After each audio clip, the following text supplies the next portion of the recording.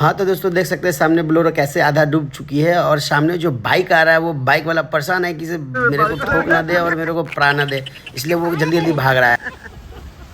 वाह ड्राइवर साहब वाह, I like it. Hello, welcome to back Sudha star blog में आपका स्वागत है। और देखिए पीछे गाड़ी फंसी हुई थी और आ रही है धीरे धीरे टुकुर टुकुर करके, और आगे देखिए क्या होता है। 500 मात्र 500।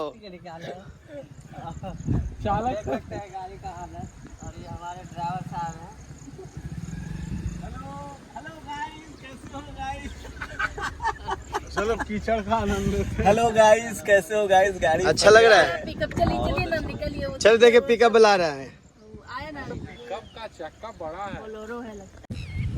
जैसे कि आप लोग देख रहे हैं कि सभी पीछे गाड़ी फंसी हुई थी और फिर से ये गाड़ी जा रही है आगे फंसने के लिए। देखिए आगे क्या होता है।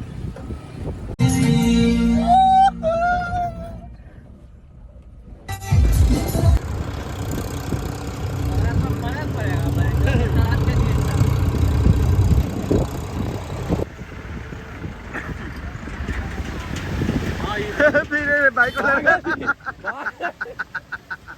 अरे भागा दे। वाह ड्राइवर साहब वाह, आई लाइक इट। मेरा तो ये सब पावरफुल गाड़ी होता है ना, पहाड़ पर चढ़ने वाला गाड़ी। अरे